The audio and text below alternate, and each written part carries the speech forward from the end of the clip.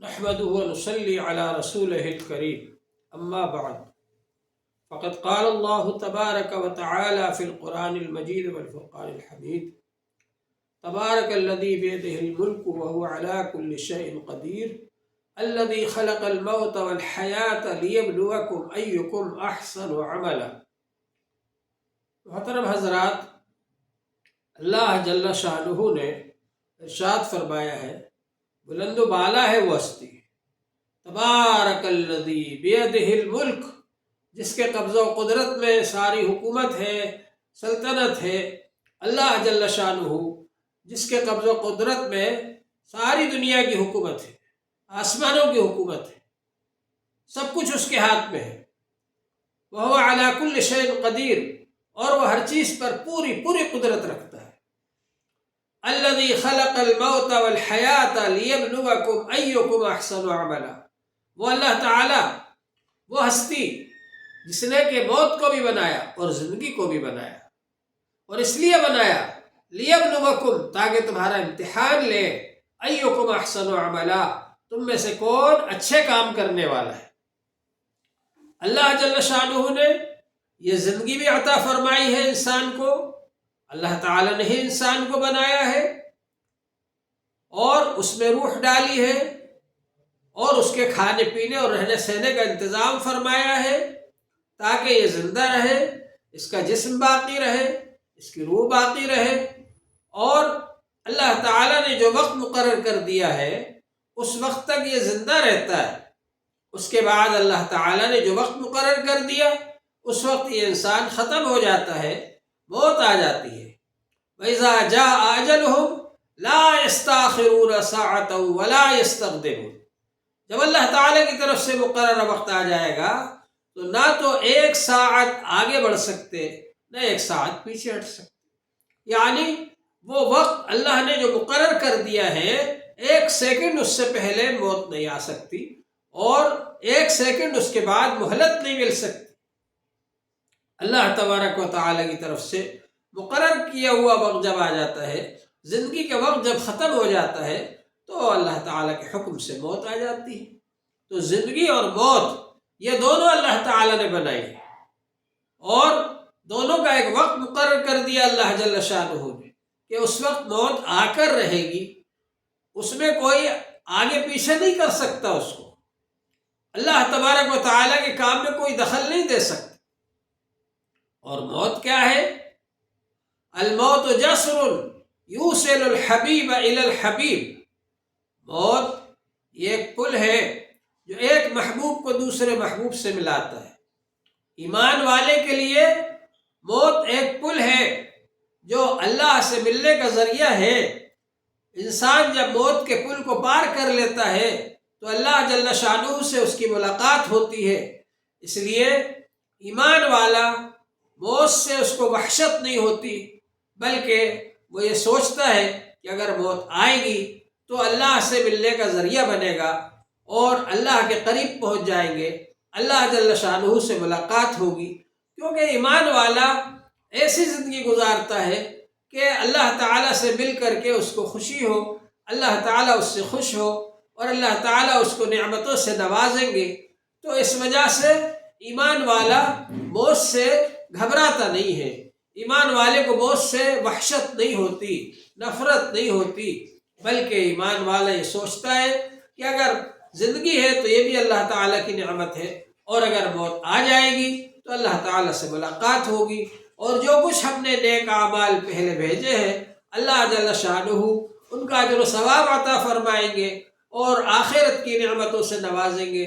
تو اس لیے ایمان والا جو ہے وہ موت سے گھبراتا نہیں ہے، موت سے اس کو وحشت نہیں ہوتی، اور موت سے بھاگتا نہیں ہے، بلکہ موت کا استقبال کرتا ہے۔ اگر وہ آ جاتی ہے تو موت کی تمنا بھی نہیں کرتا کہ موت کی تمنا کرے کہ موت آ جائے۔ زندگی کے مصیبتوں سے گھبرا کر موت کی تمنا کرنے سے منع فرمایا حضور صلی اللہ علیہ وسلم نے۔ لیکن اگر موت آ جائے تو اس موت کو برا نہیں سمجھتے، بلکہ سمجھتے کیونکہ یہ اللہ سے ملنے کا ذریعہ ہے، اپنے محبوب سے ملنے کا ذریعہ ہے، اس لیے اس کو بھی ہم نعمت سمجھتے۔ تو بہرحال اللہ جل شانہ کی طرف سے اگر کسی کو موت آتی ہے تو اس موت کو برا نہیں سمجھا جا سکتا، بلکہ اللہ کی طرف سے ایک وقت مقرر تھا جو آ گیا، اور انسان اس دنیا سے دوسری دنیا میں چلا گیا، جو عالم برزخ ہے وہاں چلا گیا، اور پھر عالم آخرت میں جائے گا اور میدان حشر میں جائے گا، اور اللہ جل شانہ کے حساب و کتاب ہوگا، اور پھر اللہ تعالیٰ کے دربار میں جب پیشی ہو جائے گی اور حساب و کتاب ہو جائے گا تو پھر اس کو جنت میں بھیجا جائے گا یا جہنم میں بھیجا جائے گا۔ یہ ایک نظام ہے اللہ جل شانہ کا۔ اللہ تبارک و تعالیٰ نے فرمایا ہے خلق الموت والحیات لیبلوکم ایکم احسن عملا۔ اللہ جل شانہ نے موت کو بھی پیدا فرمایا اور زندگی کو بھی پیدا فرمایا، اور یہ اس لیے پیدا فرمایا تاکہ تمہارا امتحان لے، تمہاری آزمائش کرے کہ تم میں سے کون اچھے کام کرنے والا ہے۔ جو اچھے کام کرنے والا ہے اس کے لیے موت ایک نعمت ہے، اور جو برے کام کرنے والا ہے اس کو وہاں سزا ملنے والی ہے، اس کو وہاں عذاب بھگتنا پڑے گا، اس لیے وہ موت سے گھبراتا ہے اور پریشان ہوتا ہے۔ تو یہ آیت اس بات کو بتلاتی ہے کہ انسان موت کے بعد کے لیے تیاری کرے کہ وہاں پر اس کی زندگی اچھی گزرے۔ حضور پاک صلی اللہ علیہ وسلم کے سامنے سے ایک جنازہ گزرا تو آپ نے فرمایا ان کے بارے میں کہ بھئی یہ کیسے آدمی تھے، تو صحابہ کرام نے تعریف کی۔ پھر ایک جنازہ گزرا تو حضور پاک صلی اللہ علیہ وسلم نے پھر ان کے بارے میں پوچھا صحابہ کرام سے، تو بعض نے ان کی برائی کی۔ تو اس کے بعد جب پہلے جنازہ گزرا اور آپ نے پوچھا ان کے بارے میں اور صحابہ کرام نے تعریف کی، تو اس وقت آپ نے فرمایا وجبت۔ پھر دوسرا جنازہ گزرا اور پھر حضور صلی اللہ علیہ وسلم نے پوچھا ان کے بارے میں، پھر ان کے بارے میں لوگوں نے کچھ برائی کی تو آپ نے فرمایا وجبت۔ صحابہ کرام نے پوچھا کہ اللہ کے رسول کیا واجب ہوا، تو آپ نے فرمایا من اثنیتم علیہ خیرا وجبت لہ الجنہ، جس کی تم نے تعریف کی اس کے لیے جنت واجب ہو گئی، ومن اثنیتم علیہ شرا وجبت لہ النار، اور جس کی تم نے برائی کی اس کے لیے جہنم واجب ہو گئی۔ حضور پاک صلی اللہ علیہ وسلم کے سامنے سے ایک جنازہ گزرا، آپ نے فرمایا مستریح و مستراح، یا تو یہ آرام کرنے والا ہے یا لوگوں نے اس کے جانے سے آرام حاصل کر لیا۔ مطلب یہ ہے کہ اگر آدمی نیک ہے تو دنیا میں پریشانیاں اٹھانا پڑی اس کو، اب وہ جا کر کے قبر میں آرام کرے گا، جنت میں آرام کرے گا، اللہ تعالی کی طرف سے اس کو نعمتیں ملیں گی۔ اور اگر آدمی برا ہے اور ظالم و جابر ہے اور لوگوں کو پریشان کرتا ہے، ایذا رسانی کرتا ہے، تکلیفیں پہنچاتا ہے، تو آپ نے فرمایا کہ اب لوگوں نے اس سے آرام حاصل کر لیا اور راحت کی سانس لی کہ چلو اچھا ہوا چلا گیا، اس کے ظلم سے، اس کی شرارتوں سے اب امن ہو گیا اور اب ہم اس کی شرارتوں سے محفوظ ہو گئے۔ تو انسان کو ایسی زندگی گزارنا چاہیے کہ لوگ اس کے جانے کے بعد اس کی اچھائیوں کو یاد کریں، اس کی خوبیوں کو یاد کریں، اس کے احسانات کو یاد کریں، اور یہ سوچیں کہ یہ آدمی کتنا اچھا تھا، وہ آج ہم سے جدا ہو گیا، چلا گیا، اور بعد میں بھی اس کو خوبیوں کے ساتھ اور اچھائیوں کے ساتھ میں یاد کرتے رہے، نہ کہ وہ آدمی جو کہ تکلیف پہنچائے، لوگوں کو پریشان کرے، ان پر ظلم و ستم کرے، اور اس کے مرنے پر لوگ یہ سوچیں کہ اچھا ہوا مر گیا، آج ہم اس کے شر سے امن میں ہو گئے۔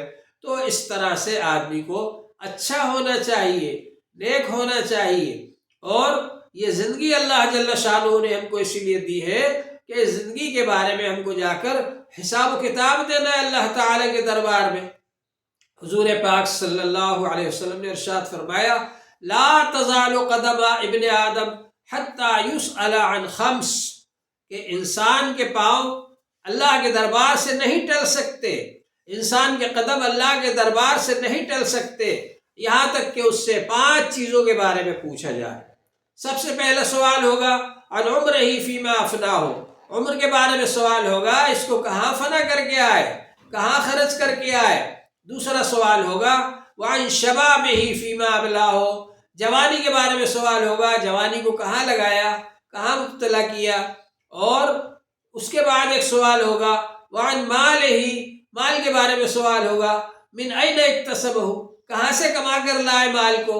حلال ذریعے سے کمایا یا حرام ذریعے سے کمایا؟ رشوت کے ذریعے سے مال کو کمایا، چوری کے ذریعے سے مال کو کمایا، غصب کر کے چھین کر مال کو حاصل کیا، یا کس طریقے سے تم نے مال کو حاصل کیا؟ اور دوسرا سوال یہ ہوگا فیما انفقہ، کہاں خرچ کیا اس کو؟ مال کو صحیح جگہ سے صحیح طریقے پر کمانا یہ بھی ضروری ہے کہ آدمی تجارت کے ذریعے مال کمائے، ملازمت کے ذریعے، نوکری کے ذریعے مال کمائے، مزدوری کے ذریعے مال کمائے، اور ایسے طریقے سے مال کمائے جو حلال طریقہ ہے۔ طلب کسب الحلال فریضۃ بعد الفریضہ، حضور صلی اللہ علیہ وسلم نے فرمایا حلال مال کمانا بھی فرض ہے دوسرے فرضوں کے بعد۔ اور پھر اس کے بعد میں ایک سوال یہ ہوگا فیما انفقہ، کہاں خرچ کیا تم نے اس مال کو؟ غلط کاموں میں لگایا، فضول خرچی کی؟ ان المبذرین کانوا اخوان الشیاطین، بے شک فضول خرچی کرنے والے شیطان کے بھائی ہیں۔ تو فضول خرچی آدمی نہ کرے، ضروریات میں خرچ کرے، جو چیزیں ضرورت کی ہیں ان کو خریدے، ان میں خرچ کرے آدمی، فضول خرچی نہ کرے، اور حرام کاموں میں بالکل خرچ نہ کرے۔ حرام کاموں میں خرچ کرنا، حرام جگہوں میں خرچ کرنا یہ حرام ہے، ناجائز ہے، اس سے منع کیا گیا ہے۔ تو یہ سوال ہوگا کہ کہاں سے کمایا اور کہاں خرچ کیا؟ اور پانچواں سوال یہ ہوگا کہ ماذا عمل فیما علم، جو کچھ تم جانتے تھے اس پر کتنا عمل کیا؟ کیا عمل کیا تم نے؟ جو تم کو معلوم تھا اس پر کیا عمل کیا؟ آج ہم میں سے بہت سے لوگ دین کی باتیں معلوم کرنا ہی نہیں چاہتے، اور جو باتیں دین کی معلوم ہے اس پر بھی عمل نہیں کرتے۔ تو دین کی باتیں ایک تو معلوم کرنا فرض ہے، دوسرے کہ جو باتیں ہم کو معلوم ہیں ان پر عمل کرنا ضروری ہے تاکہ ہماری زندگی سدھرے۔ تو بہرحال اللہ جل شانہ نے یہ زندگی ہمارے امتحان کے لیے بنائی ہے، اور امتحان کا پرچہ بھی آؤٹ کر دیا اللہ تعالیٰ نے کہ 5 سوال ہوں گے، ان کی تیاری کر کے آؤ اپنی زندگی میں۔ جو شخص ان 5 سوالوں کا صحیح جواب لے کر کے آئے گا، ایسی زندگی گزاری ہوگی اس نے کہ ان 5 چیزوں کے بارے میں وہ صحیح جواب دے سکے، تو اللہ جل شانہ کے یہاں اس کی نجات ہو جائے گی، اس کو جنت میں بھیج دیا جائے گا۔ فَمَنْ زُحْزِحَ عَنِ النَّارِ وَأُدْخِلَ الْجَنَّةَ فَقَدْ فَازَ، جو شخص جہنم سے بچا لیا گیا اور جنت میں چلا گیا وہ کامیاب ہو گیا۔ تو اللہ تبارک و تعالی ہم سب کو عمل کی توفیق عطا فرمائے۔ وآخر دعوانا ان الحمد للہ رب العالمین۔